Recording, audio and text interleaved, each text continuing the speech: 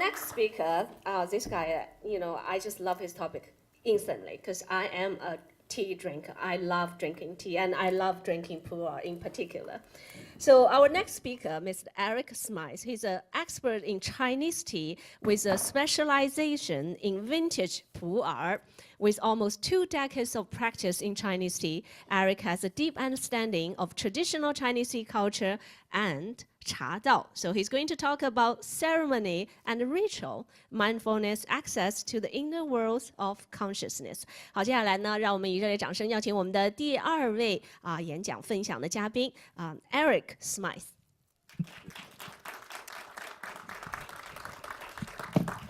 Thanks very much. I've taken some liberties with my topic, as I normally do, but it's great to be here. It's great to meet everyone so serendipitously. And I'll remind you in advance, in case I forget at the end, that we have a tea demonstration which is going to be put on behalf of the tea shop that Vancouver by Kira and Tien outside after the speeches. I'll give you a little more depth on what I'm trying to put forward here. So, Kira and I long held the dream of opening a tea shop to showcase the traditional Chinese art form. Tea was something we'd both fallen in love with from an early age, and had spent the bulk of our adult lives practicing and proliferating. The shop has taken on a new life in the form of Vancha, retaining the essence of what we started with and expanding to create even greater reach into the local as well as international marketplace. At the time, there was no other tea house downtown which dedicated itself to what we refer to as Kung Fu tea, the method of tea preparation which exists somewhere between haute cuisine and meditative practice. A quietly bold statement, a subtle revolution in the cultural landscape of Vancouver. Not that tea wasn't already being drunk. Vancouver is at least halfway an Asian city. And so tea was certainly a big part of many people's lives, though it had yet to announce itself as a vital and commanding cultural force. Perhaps, though, this is the way that tea works, subtly and by degrees, like water overtaking without much ado. Vancouver has now a vibrant and dedicated tea scene operating in the open, one which includes both the serious and exacting tea collector, as well as the youth in yoga pants looking for a caffeine bump. We were by no means alone in this effort to make Vancouver the tea capital of North America, though I'm perhaps the least shy about saying so. We are now increasingly seeing local people proud of the traditional culture, stepping forward and sharing more of what they know, and in the process, generating greater and greater interest in those things which China does best and has done for millennia. We certainly respect the tea culture of other regions, though the original tea culture has a special force of its own, one which, when uncovered and traced back to the root, has the ability to inform and expand the view of all the traditions which emerged later. It is this concept of seizing upon what is most original and most essential which this talk is focused upon. It is, in a sense, the core value of the way of tea. For if we are able to return to the still and still-moving place within ourselves while drinking tea, we then have the ability to impact our world in ways unexpected and common ours, to borrow a phrase from Thoreau. In fact, it was Henry Thoreau that brought me into all this in the first place. The pursuit of the tea and culture of China. I began reading Walden after graduating university here in Vancouver, and by the time I'd finished it, I found myself in Taiwan in search of adventure. These events were my first real experience with quantum action. It was at this time where I first engaged the process, which was later quantified and put into words by my teacher of tea a number of years later, what might be called the art of tea manifestation. So, to take a step back, I was drinking some Japanese sencha bought from the grocery store, equipped only with the belief that I was to follow my bliss into the unknown. And I did. I have to admit that the tea I made back then was probably among some of the worst tea ever brewed in the history of man. Delicate green tea brewed at 100 degrees for 5 minutes in a brown Betty. Strong medicine to swallow. It tasted revolting, but I drank it anyway, determined that it was good for me. I drank this tea, read Thoreau and Joseph Campbell, and dreamed the next chapter of life into creation. I remember distinctly standing at the intersection of 2 roads in a mountain village in Taiwan and answering the call to adventure. One path led to Taipei, a job and a life not much different than in any other major city of the world. The second path led to Miaoli, a tiny time capsule of a town which coincidentally was home to, or part-time home to, a host of giants of traditional disciplines. Here was a land that time forgot to some extent, a 40-carat diamond, which unfaceted looks like a slightly grimy piece of glass. But as it turns out, Qigong gurus and tea masters tend to walk to their own rhythm and are rarely found in shopping malls or at the Starbucks. Study in the martial disciplines first really opened my eyes in a big way to the fact that I hadn't been told everything growing up about the nature of reality. Reality was far more fluid than many people gave it credit, and much more malleable and bendable to individual and collective will. I can get behind the idea that all this is simply a grand cosmic dream and we're at once the dreamed and the dreamer, but for the purposes of this discussion, I'll focus on how we can operate within the scaffold of this reality matrix and how engaging our qi, our inner magnetism, we can shape our worlds in ways which seem at first inconceivable to the uninitiated.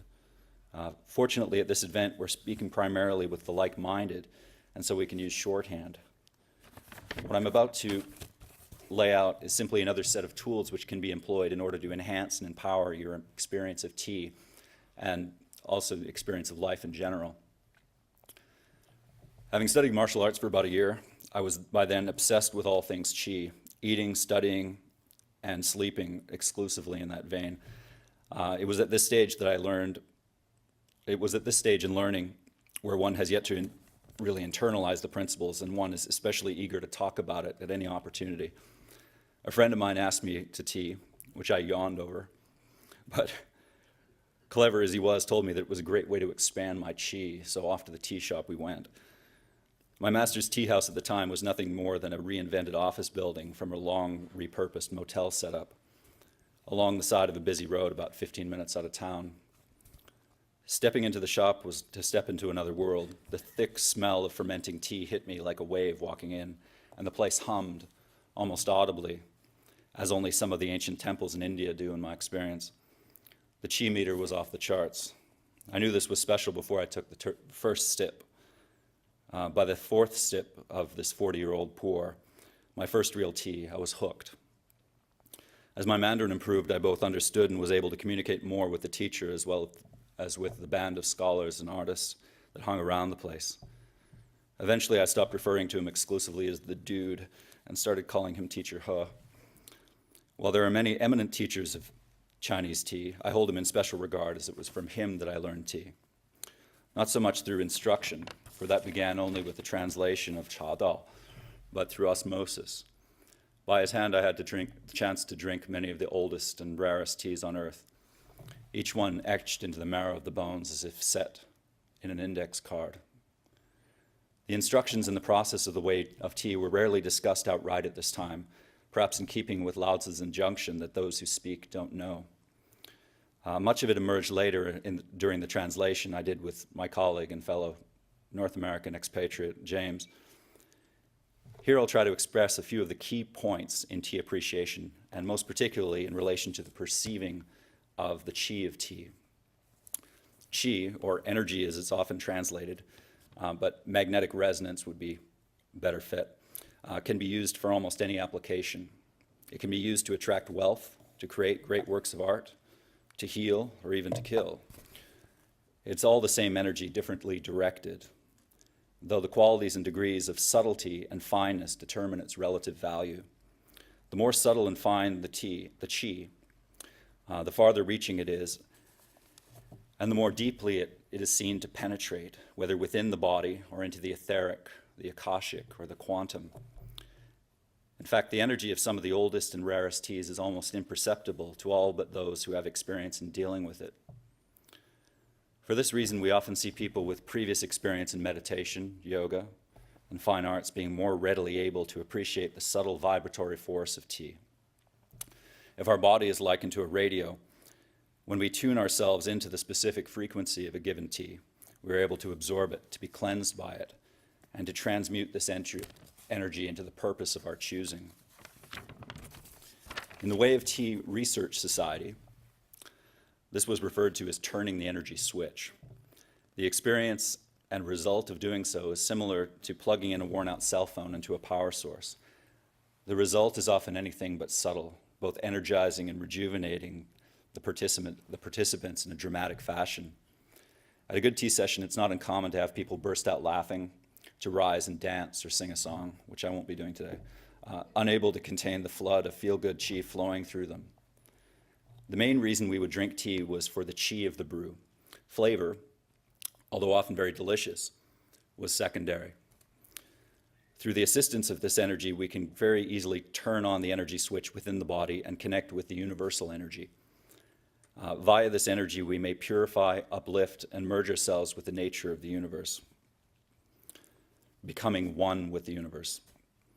This is the stated goal of the way of tea. In uniting with the universe, we recognize the interconnectedness of all things and are thus able to influence our world, be it imminently or at a distance.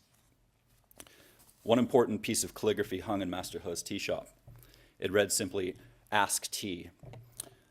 In a sense, it implied the respectful principle of not chattering while drinking good tea. It also refers to one of the highest concepts in Cha Dao. The principle states that all answers are contained within, and that by asking of our own heart, all will be revealed to us. This, of course, requires some faith in the beginning, but the more one engages the principle, the more one trusts in the self as ultimate storehouse of knowledge and power, the more it reveals itself to be so. By planting an idea or a desire at the beginning of a tea session and letting it filter down into the subconscious mind, ideally forgetting about it entirely, we find that very quickly these desires manifest before our eyes. The degree to which we are able to empty ourselves of word and thought while drinking tea, the faster the process seems to work.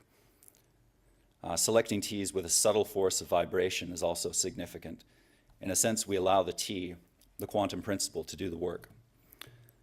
When we drink tea in this way, it's remarkable how quickly problems seem to resolve themselves or simply don't appear at all. Tea is a wonderful communication aid, smoothing over differences and helping to build bonds between individuals and organizations.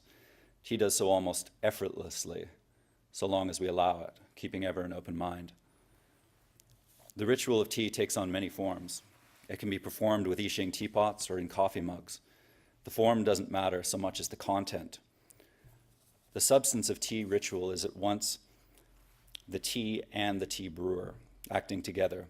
In the dance between them lies the creation of worlds and the exploration of limitless possibility. I invite you to employ this frame of mind the next time you take a cup of tea, if you aren't already, and discover for yourself the transformative and transcendental aspect of tea. Thank you. And again, the live performance. Kira has three very special teas planned after this. One is made from 1,000-year-old tea trees. Actually, two are. One's a pu'er tea for you. Wow, yeah. One's black. And a raw pu'er from 1992, which is something of a time machine, which you can. And Yvonne is here, the big boss. May I ask how much that pu'er? I know some of them are like $10,000 We per. can get you 10,000. This one's actually much more reasonable. Yeah, I mean, another reason why I love pu'er, I know it's really good to help you to, control the weight and make sure you don't gain fat. And, like for us on TV all the time, your audience, your fans sometimes always say, Lisa, I noticed, you're gaining a little bit around your waist. Your belly is showing on camera. Sure. So, yeah, so pu'er is really good. I don't think so. But physiologically, there are a lot of benefits to drinking the tea. But beyond the physiological, there are also many other levels which can be approached through the mindfulness tea practice, which Thank Kira you. is also a tremendous expert in. Thank you, Eric.